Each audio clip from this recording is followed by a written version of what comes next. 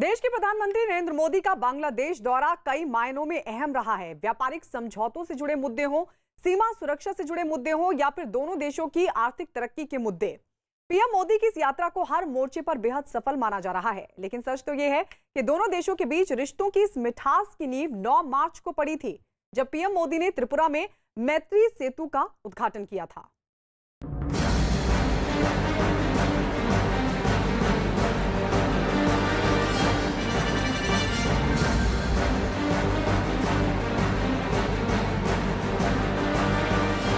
राजनीति में पड़ोसी देशों से रिश्तों की अहमियत क्या होती है, इसे पीएम मोदी की उस नीति से समझा जा सकता है जिस नीति के तहत वो पड़ोसी प्रथम का जिक्र करते हैं।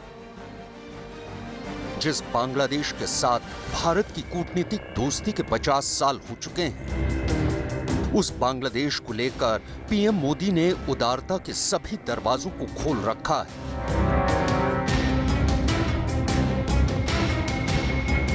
भारत बांग्लादेश के 2 दिन के दौरे से पहले 9 मार्च की ये तस्वीरें पीएम मोदी की उसी उदारता की बानगी हैं, जब त्रिपुरा में पीएम मोदी ने मैत्री सेतु का वर्चुअली उद्घाटन किया।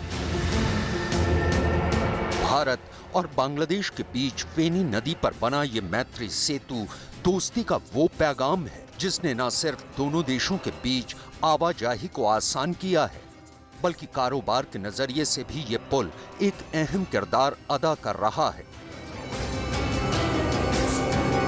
भारत और बांग्लादेश के बीच बना ये पुल एक नए व्यापारिक गलियारे की तरह काम कर रहा है। कनेक्टिविटी बांग्लादेश के साथ हमारी मैत्री, हमारे व्यापार की भी मजबूत कड़ी सिद्ध हो रही है। साथियों, इस पूरे रीजन को पूर्वी, उत्तर पूर्वी भारत और बांग्लादेश के बीच एक प्रकार से ट्रेड कॉरिडोर के रूप में विकसित किया जा रहा है। अपने बांग्लादेश दौरे के दौरान मैंने और प्रधानमंत्री शेख हसीना जी ने मिलकर त्रिपुरा को बांग्लादेश से सीधे जोड़ने वाले ब्रिज का शिलान्यास किया था और आज इसका लोकार्पण किया गया है। कोरोना काल की मजबूरियों के चलते भले ही पीएम मोदी ने इस मैत्री सेतु का उद्घाटन वीडियो कॉन्फ्रेंसिंग के जरिए किया था, लेकिन इस वर्चुअल दूरी ने 2 देशों के बीच संबंधों का एक ऐसा पुल बनाया जिसने बहुत सारी समस्याओं का समाधान चुटकियों में कर दिया है। दरअसल फेनी नदी पर बना मैत्री सेतु दक्षिण त्रिपुरा को बांग्लादेश के रामगढ़ से जोड़ता है। 1.9 किलोमीटर लंबे इस पुल पर साल 2017 में काम शुरू हुआ था। इस पुल के निर्माण में 133 करोड़ की लागत आई है। इस मैत्री पुल के जरिए बांग्लादेश के चटगांव बंदरगाह तक पहुंचना आसान होगा। त्रिपुरा के दक्षिणी छोर पर मौजूद सबरूम से चटगांव बंदरगाह तक अब ये दूरी महज 80 किलोमीटर रह गई है। मैत्री सेतु के जरिए देशों के बीच व्यापारिक संबंध और मजबूत होंगे। दोनों देशों को जोड़ने वाला ये पुल रोजगार के बड़े अवसरों का जरिया भी बनेगा। भारत और बांग्लादेश की मैत्री और कनेक्टिविटी कितनी सशक्त हो रही है, इसको लेकर हमने बांग्लादेश की माननीय प्रधानमंत्री शेख हसीना जी की भी बात सुनी। सबरूम और रामगढ़ के बीच सेतु से हमारी मैत्री भी मजबूत हुई है और भारत बांग्लादेश की समृद्धि का कनेक्शन भी जुड़ गया है। बीते कुछ वर्षों में भारत बांग्लादेश के बीच लैंड, रेल और वाटर कनेक्टिविटी के लिए जो समझौते जमीन पर उतरे हैं, इस सेतु से वो और मजबूत हुए हैं। भारत बांग्लादेश संबंधों में मैत्री सेतु को मील का पत्थर माना जा रहा है।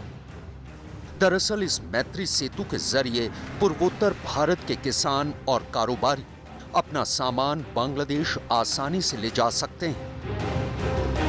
ठीक इसी तरह बांग्लादेश से भी सामान आसानी से लाया जा सकता है। मौजूदा वक्त में भारत बांग्लादेश के बीच आयात निर्यात का जिक्र करें तो भारत जहां बांग्लादेश से कागज, रेडीमेड कपड़े, धागा, नमक और मछली का आयात करता है, तो वहीं बांग्लादेश प्याज, सूत, कपास और मशीनों के कलपुर्जे जैसी चीजें भारत से मंगवाता है। यही वजह है कि इस पुल के जरिए दोनों देशों का एक बड़ा तबका आसानी से आयात निर्यात कर सकेगा। इससे त्रिपुरा के साथ साथ दक्षिणी असम, मिजोरम, मणिपुर की, बांग्लादेश और साउथ ईस्ट एशिया के दूसरे देशों से कनेक्टिविटी सशक्त होगी। भारत में ही नहीं, बांग्लादेश में भी इस सेतु से कनेक्टिविटी बेहतर होगी और इकोनॉमिक अपॉर्चुनिटी बढ़ेगी। इस सेतु के बनने से भारत बांग्लादेश के लोगों में संपर्क बेहतर होने के साथ साथ टूरिज्म और ट्रेड के लिए, पोर्ट लेड डेवलपमेंट के लिए नए अवसर पैदा हुए। भारत और बांग्लादेश के बीच बने इस मैत्री सेतु से अगरतला अंतर्राष्ट्रीय बंदरगाह से भारत का सबसे नजदीक शहर बन गया है, जिसका असर ये होगा कि इंटरनेशनल ट्रेड से जुड़ी बहुत सी समस्याएं भी खत्म हो जाएंगी। मैत्री सेतु के अलावा दूसरी सुविधाएं जब बन जाएगी तो नॉर्थ ईस्ट के लिए किसी भी प्रकार की सप्लाई के लिए हमें सिर्फ सड़क के रास्ते पर निर्भर रहना नहीं पड़ेगा। अब समंदर के रास्ते, नदी के रास्ते बांग्लादेश के कारण रास्ते बंद होने से प्रभावित नहीं होगी। साथियों, फेनी ब्रिज के खुल जाने से अगरतला इंटरनेशनल सी पोर्ट से भारत का सबसे नजदीक का शहर बन जाएगा। यानी फेनी नदी पर बना ये मैत्री पुल न सिर्फ भारत और बांग्लादेश को करीब लाया है, बल्कि दोनों ही देशों के बीच इस पुल ने संबंधों को भी नए आयाम तक पहुंचाया है। दरअसल पीएम मोदी ने जब से देश की बागडोर संभाली है, तब से वो पड़ोसी प्रथम की नीति को तरजीह दे रहे हैं। मैत्री सेतु का तोहफा हो या बांग्लादेश की आजादी की 50वीं सालगिरह पर पीएम मोदी का बांग्लादेश दौरा, उन्होंने लगातार ऐसा संदेश देने की कोशिश की है जो कोशिश दो देशों को मजबूती के धागे में बांधती है। 2 दिन के बांग्लादेश दौरे के वक्त भी कुछ ऐसी ही तस्वीरें दिखाई दी।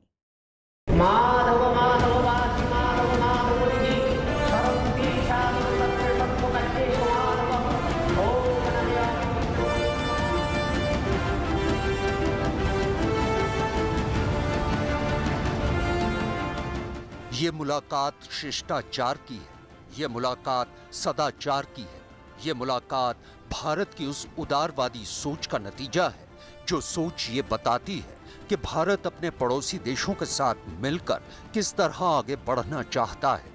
पीएम मोदी की इसी सकारात्मक सोच का नतीजा है कि भारत और बांग्लादेश के बीच रिश्तों को एक अहम पड़ाव हासिल हुआ है।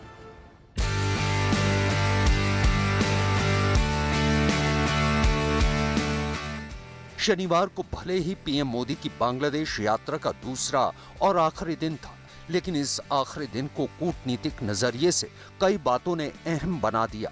मसलन भारत और बांग्लादेश के बीच हुई डेलीगेशन मीटिंग में कई अहम समझौतों पर हस्ताक्षर हुए, जिनमें 5 समझौतों को बेहद अहम माना जा रहा है।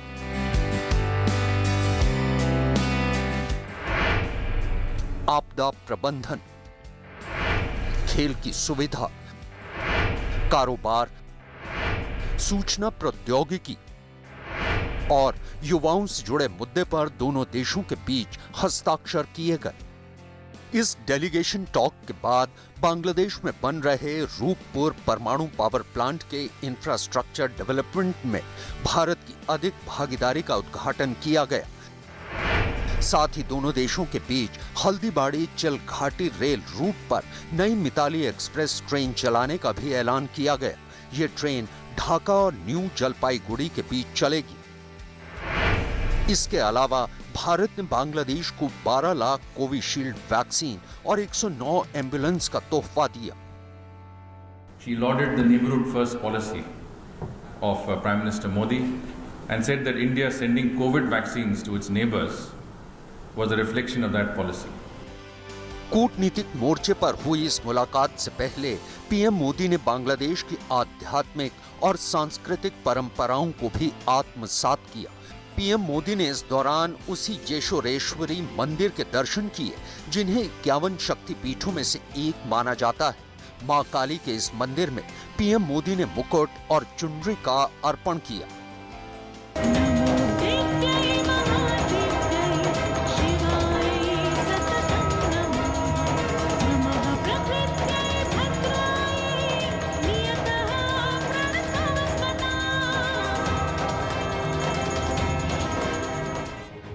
मां काली के इस मंदिर में हिंदुओं की अभूतपूर्व आस्था है। लाखों श्रद्धालुओं के लिए ये धार्मिक अनुष्ठानों की स्थली है। यही वजह है कि पीएम मोदी ने यहाँ एक ऐसा मल्टीपर्पज कम्युनिटी हॉल बनाने का भी ऐलान किया जिसका इस्तेमाल धार्मिक कार्यों के लिए भी किया जा सके और आपदा के वक्त भी। आज जब मैं इस पवित्र धरती पर आया हूं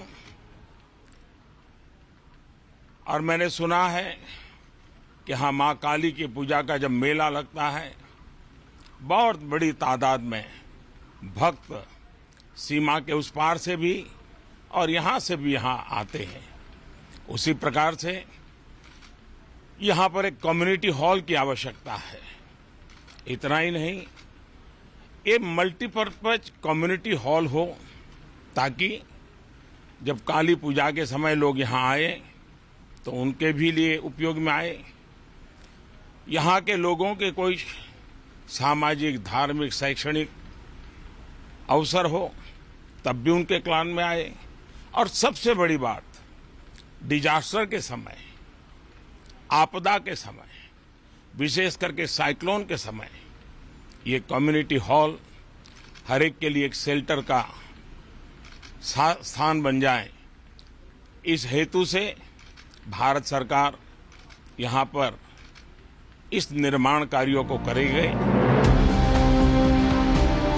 पीएम मोदी ने इस दौरे में बांग्लादेश की सांस्कृतिक और आध्यात्मिक विरासतों को तो नजदीक से जाना ही, साथ ही उन्होंने बांग्लादेश से भारत आए मतुआ समुदाय के मंदिर के भी दर्शन किए। ओराकांडी के इस मंदिर में मतुआ समुदाय की खास आस्था है।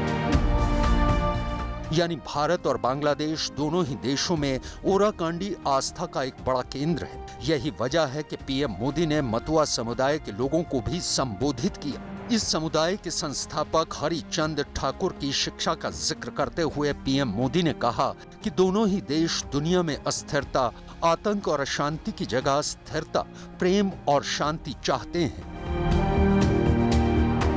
पश्चिम बंगाल में ठाकुर नगर में मैं जब गया था तो वहां मेरे मतवा भाई बहनों ने मुझे परिवार के सदस्य की तरह बहुत प्यार दिया था। विशेष तौर पर बोरो मां का अपनत्व, मां की तरह उनका आशीर्वाद मेरे जीवन के अनमोल पल रहे हैं। भारत और बांग्लादेश दोनों ही देश अपने विकास को अपनी प्रगति से पूरे विश्व की प्रगति देखना चाहते हैं। दोनों ही देश दुनिया में अस्थिरता, आतंक और अशांति की जगह स्थिरता, प्रेम और शांति चाहते हैं। यही मूल्य, यही शिक्षा श्री श्री हरिचांद ठाकुर देव जी ने हमें दी थी। आज सारा विश्व जिन मूल्यों की बात करता है, मानवता के जिस भविष्य का सपना देखता है, उन मूल्यों के लिए श्री श्री हरिचांद जी ने अपना जीवन समर्पित किया था। मतुआ समुदाय को संबोधन के दौरान ही पीएम मोदी ने कवि महानंद हलदर की उन पंक्तियों का भी जिक्र किया जिसमें उन्होंने मतुआ समुदाय के संस्थापक हरिचंद ठाकुर के विराट वैभव का परिचय दिया था। महान कवि श्री महानंदो हालदार ने श्री श्री गुरुचांद चरितो में लिखा है, तपशील जाति मधुजा जा किछु होय छे, हरिचंद कल्प वृक्ष सौकड़ी फैल छे। अर्थात शोषित, पीड़ित, दलित, वंचित समाज ने जो कुछ भी चाहा, जो कुछ हासिल किया, वो श्री श्री हरिचांद जी जैसे कल्प वृक्ष का ही फल है।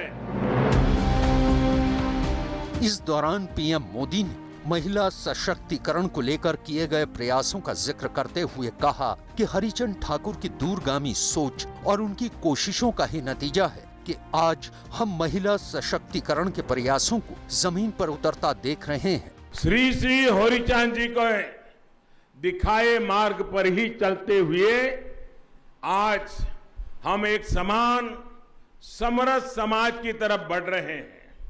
उन्होंने उस दौर में महिलाओं की शिक्षा, उनकी सामाजिक भागीदारी के लिए काम शुरू कर दिया था। आज हम महिला सशक्तिकरण के प्रयासों को पूरे विश्व में आगे बढ़ता देख रहे हैं। जब हम श्री श्री हरिचंद ठाकुर के संदेशों को समझते हैं, हरि लीला अमृतो का पाठ करते हैं, तो ऐसा लगता है जैसे उन्होंने आगे की सदियों को पहले ही देख लिया था। उनके पास एक दिव्य दृष्टि थी, एक अलौकिक प्रज्ञा थी। ओराकांडी में अपने भाषण के दौरान पीएम मोदी ने सांसद शांतनु ठाकुर का भी खास तौर पर जिक्र किया। उन्होंने कहा कि हरिचंद ठाकुर की विरासत को संभाल रहे शांतनु ठाकुर उन लोगों में से एक हैं जिन्होंने न सिर्फ हरिचंद ठाकुर की शिक्षा को आगे बढ़ाया है, बल्कि उनके दिए हर संदेश को लोगों तक पहुंचाने की कोशिश की है। मेरा सौभाग्य है कि श्री श्री हरिचंद ठाकुर जी की विरासत को संभाल रहे शांतनु ठाकुर जी भारत में संसद में मेरे सहयोगी हैं। हालांकि आयु में मुझसे छोटे हैं, लेकिन मुझे भी उनसे बहुत कुछ सीखने को मिलता है। इसका कारण यही है कि उन्होंने श्री श्री हरिचंद ठाकुर जी की महान शिक्षाओं को अपने जीवन में उतारा हुआ है। वो बहुत कर्मठ है, समाज के लोगों के लिए संवेदनशीलता के साथ दिन रात प्रयास करते हैं। इतना ही नहीं, पीएम मोदी ने बांग्लादेश के संस्थापक और पहले राष्ट्रपति शेख मुजीब उर रहमान की समाधि पर जाकर उन्हें श्रद्धा सुमन भी अर्पित किए। इस दौरान शेख मुजीब उर रहमान की बेटी और बांग्लादेश की प्रधानमंत्री शेख हसीना भी उनके साथ मौजूद रहीं। शेख मुजीब उर रहमान को श्रद्धांजलि देते हुए पीएम मोदी ने विजिटर बुक में उनके लिए एक संदेश भी लिखा। बंगबंधु के जीवन ने बांग्लादेश में आजादी के लिए लड़ रहे लोगों को प्रेरित किया है। इसके साथ ही देश की संस्कृति और उनकी पहचान बनाए रखने की हिफाजत करने में उनका महत्वपूर्ण योगदान रहा है। भारत और बांग्लादेश के बीच कूटनीतिक रिश्तों को भी 50 साल हो चुके हैं। यही वजह है कि कोरोना संकट के दौरान पीएम मोदी ने जिस ऊर्जा के साथ बांग्लादेश का दौरा किया है, वो दोनों देशों के बीच सांस्कृतिक, आर्थिक और राजनीतिक रिश्तों को नई ऊंचाइयों तक लेकर जाने वाला है।